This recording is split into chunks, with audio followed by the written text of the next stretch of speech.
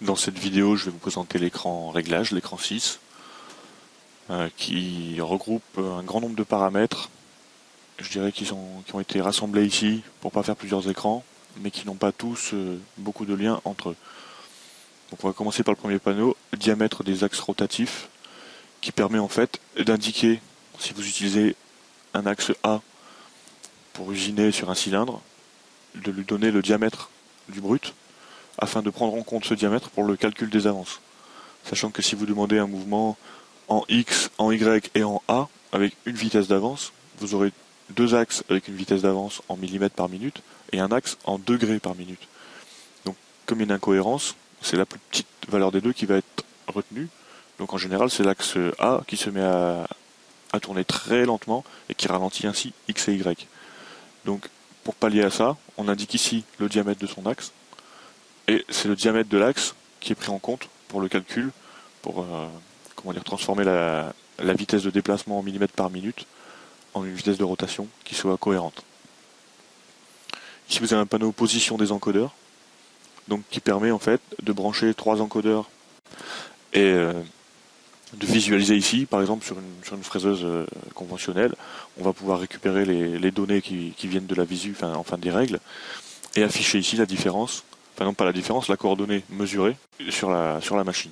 Donc, et on peut ensuite ENCX, visu X, donc charger la valeur qui est ici dans la visu qu'on va voir ici, notre visu, hein, ou faire l'inverse, charger la visu de Mach 3 dans la visu de l'encodeur, afin de pouvoir mesurer les déplacements. Donc ceci pour X, Y et Z. Un panneau manivelle, avec la vitesse de la manivelle et le compteur de la manivelle, c'est-à-dire le nombre de pas qui ont été déclenchés à partir de la manivelle. Donc c'est uniquement du retour d'infos pour vérifier le fonctionnement de votre manivelle si vous l'avez connectée, qu'elle ne fonctionne pas comme prévu.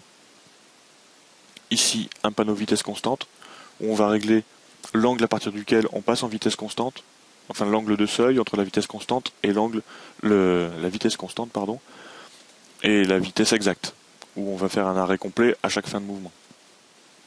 On active et on désactive l'avance de vitesse constante, ceci ici afin de spécifier, lorsqu'on est en vitesse constante, une avance spécifique.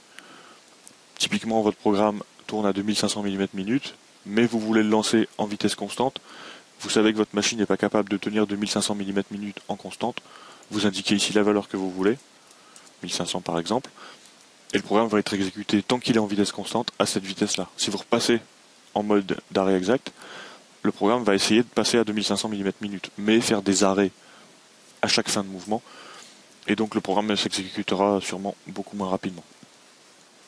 Vous avez ici un panneau qui concerne le décalage G59-254, qui est un décalage caché, qui permet, par exemple en sortie de Mach 3, de copier les valeurs des visus dans ce décalage, et ainsi au démarrage, de pouvoir récupérer cette valeur et d'avoir la machine qui se retrouve à la position où on l'avait laissée. Donc vous pouvez ici enregistrer la position courante dans le G59-254.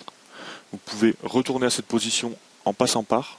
Donc ici vous pouvez indiquer trois coordonnées qui serait un point de passage obligé avant de retourner à cette coordonnée. Par exemple pour éviter une bride ou pour sortir la fraise de la matière ou remonter suffisamment la hauteur de Z. Ici vous avez aller à G59-254, donc sans passer par ce point. Et ensuite vous avez ici aller à l'origine, qui permet tout simplement de retourner à la position d'origine. Ici un petit panneau pour les vitesses, avec spécifier les rapides. Donc si vous l'activez, vous avez la LED qui s'active. Et ici vous allez donner la vitesse des rapides. Donc au lieu d'être la vitesse maximum des moteurs, ce sera la valeur entrée ici. Vitesse déplacement de joystick. Donc c'est si vous utilisez un joystick analogique pour déplacer vos axes, vous pouvez soit utiliser la vitesse lente, soit la vitesse actuelle, soit la vitesse max s'il est désactivé. Ici un panneau suivi tangentiel qui permet en fait de pouvoir utiliser un axe rotatif pour orienter une lame de coupe, par exemple un cutter pour couper du vinyle, et de suivre en fait l'orientation du parcours d'outils. Avec ici une valeur angulaire sur laquelle on va remonter, sur un angle plus grand que 45 degrés, on va remonter ici. Parce que s'il faut suivre un parcours Pour suivre un cercle, il n'y a pas de problème, mais pour couper une étoile, il vaut mieux remonter au niveau des angles très aigus. Et ici, la valeur de la remontée, en fait, la valeur du retrait en Z de la lame, avant de repositionner la lame dans le bon sens, redescendre et repartir.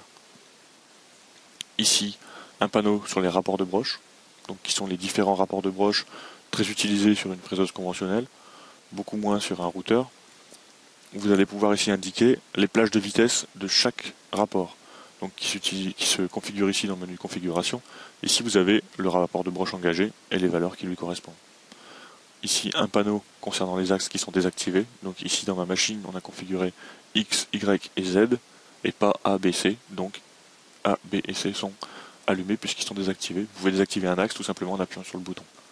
Vous avez ici un panneau unité qui permet en fait de passer en G20 ou G21. Vous voyez ici, donc dans la ligne des codes actifs, je suis en G20 puisque j'ai cliqué sur Impérial, et G21 quand j'ai cliqué sur métrique. Donc ce ne sont pas les unités qu'on a configurées au début, ce sont uniquement les unités qui ont trait au programme.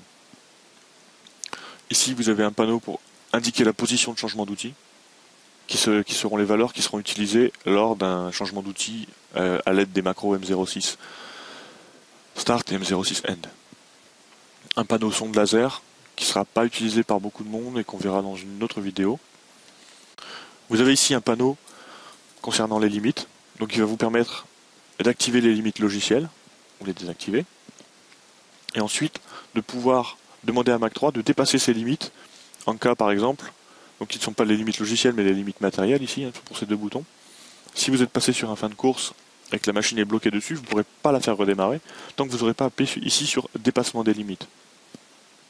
Et ici, dépassement des limites auto permet de dépasser les limites automatiquement. Donc, en cas d'activation d'un fin de course, vous pourrez revalider l'arrêt d'urgence, alors que si ce n'est pas activé, vous ne pourrez pas.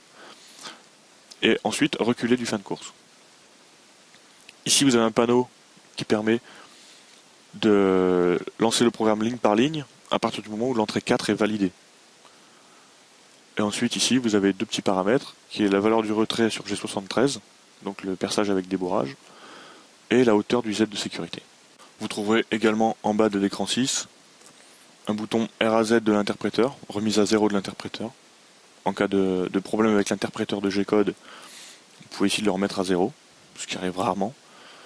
Et ici, un bouton de configuration automatique des axes, donc qui permet en fait de lancer, donc en sélectionnant l'axe à calibrer, on lui donne une valeur à déplacer, et ensuite, vous mesurez la valeur de déplacement que vous avez sur la machine, et vous l'entrez ici. Et donc, il va vous donner la valeur qui a été calculée à partir de vos mesures. Si vous êtes d'accord, l'axe X est reconfiguré, tout simplement. Si vous avez ou des vis à pas exotiques, ou un doute sur l'entraînement, ou typiquement avec un entraînement par courroie ou par câble, ou ce genre de solution, on n'est jamais sûr à 100% de la valeur d'un pas, donc on configure automatiquement et au bout de quelques essais-erreurs, on arrive à quelque chose de tout à fait correct.